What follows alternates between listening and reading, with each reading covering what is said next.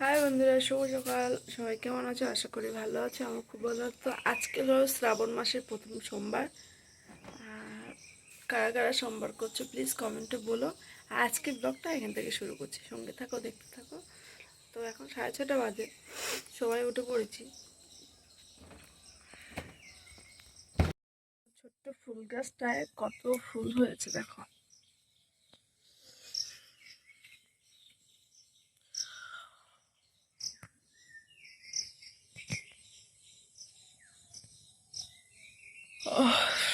বেরিয়ে যাচ্ছে পড়তে। হ্যাঁ, ধূপ, মধু, মিষ্টি এগুলো নিয়ে আসবি।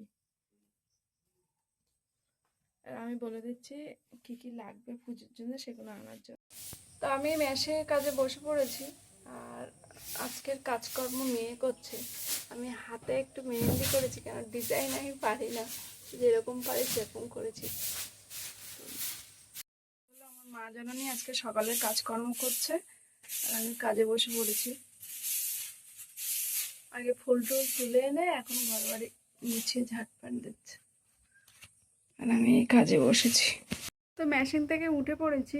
আর চলো, মেয়ে পুজো দিচ্ছে, তোমাদের দেখায়। ও চান করে রেডি হয়ে গেছে। ও বাড়ির শিব ঠাকুরকে পুজো দিচ্ছে আজকে। ও যাবে, আমিও যাবো মন্দিরে পুজো দিতে। ও আগে ঘরের ঠাকুরটা পুজো দিয়ে নিচ্ছে।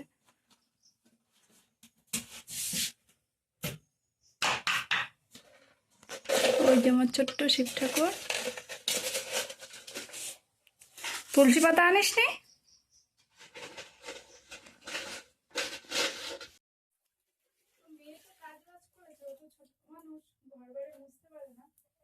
আমি চান করার আগে ঘরটা মুছে নিচ্ছি।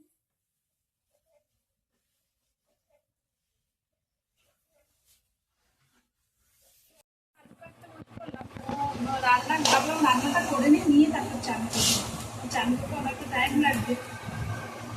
ওদের, আমি তো খাবো না আজকে, তবে ছেলে মেয়ে আর ওর বাবা নিরামিষ রান্না হবে। সরদিন তরকারি আর ভাত হবে। তাহলে রান্নাটা করে নিই, তারপরে চান করবো।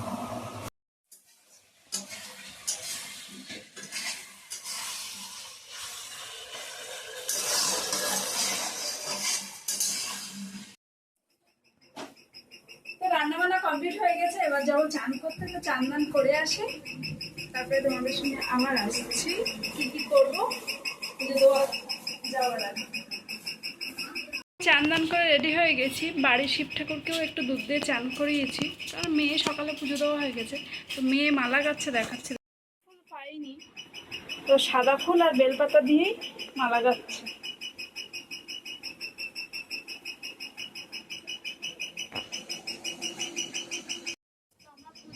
গুছানো হয়ে গেছে, আমি নিজেও রেডি হয়ে গেছি। আর সকালবেলা নিয়ে পুজো দিয়ে চুড়িগুলো মা দুটোর পাথাও রেখে দিয়েছিলাম, মানে মেয়ে দিয়েছিল রেখে। এখন সেগুলো করে নেবো। আমি কোনোদিন করে নিয়ে প্রথম, নিয়মও আমি জানি না।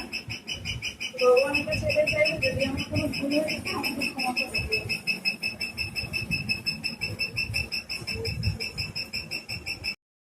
আমাদের দাদা ভাই বাড়ি নেই, আমি পুজো দিতে যাবো, দেরি হয়ে যাচ্ছে। আমি নিজে নিজেই করে নিচ্ছি।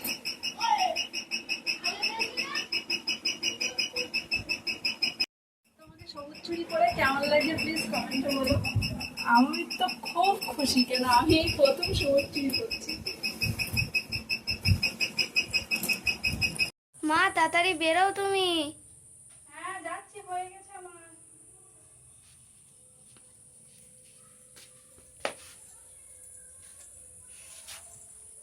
চলো, বেরিয়ে পড়েছি মন্দিরে যাওয়ার জন্য।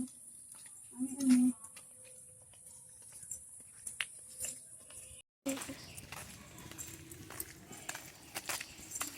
গুড়িয়া রানী,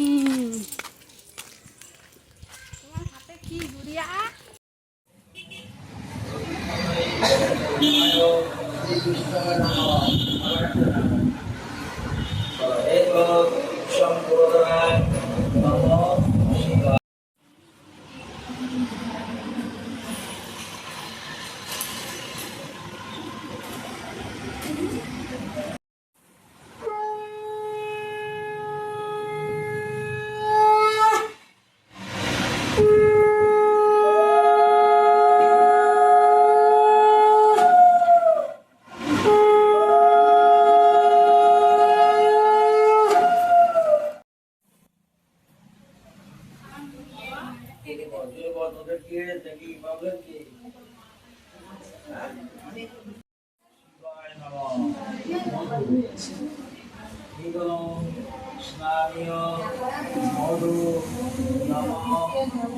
কতটা সরম হয়নি? ঠিক আছে তবে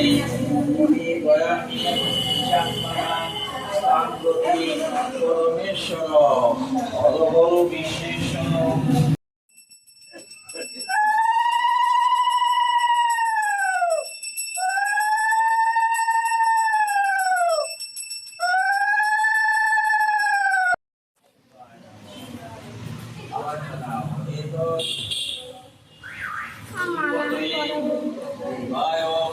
শ্রী বিষ্ণু আবার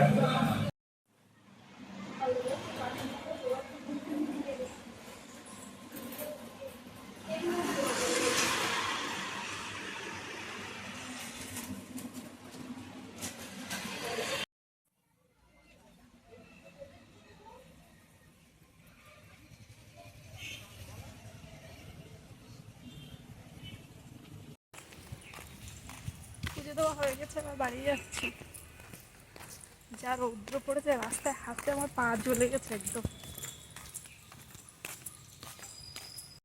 তো বাড়ি চলে এসেছি, এবার জামা কাপড়টা পাল্টে নিয়ে একটু হাত মুখ ধুয়ে এসে প্রচণ্ড রৌদ্র, মুখ টুক সব জ্বালা করছে, আর পা দুটো তো জ্বলে যাচ্ছে একদম খালি পায়ে। আমি বাড়ি নেই, তো তোমাদের দাদাভাই খায়নি, তো সেটাই বলছি কি, আর তোমার দাদাভাইকে রাগাচ্ছি, কারণ সবিন উনি একদম পছন্দ করে না, সেটা বলছি আর রাগাচ্ছে। ও আমাকে উল্টে বলছে তুমিও তো অনেক কিছু খাও না, তো সেই গল্পই করছি দুজনে খেতে বসে। তো দেখো কারেন্টটা চলে গেছে, আর এত পরিমাণে মশা যে একটু শুতেই পাচ্ছি না, প্রায় 3:30 বাজে। তো কারেন্ট না আসলে কাজেও বসতে পারবো না, তাই এখনও শুয়ে আছি, আর শরীরটা ভালো লাগছে না একদম। তো সন্ধে হয়ে গেছে, আমাদের এখানে এখনো কারেন্ট নেই, জানি না কারেন্ট কখন আসবে। ঘরে পুরো অন্ধকার, বাইরেটাও পুরো অন্ধকার হয়ে আসছে।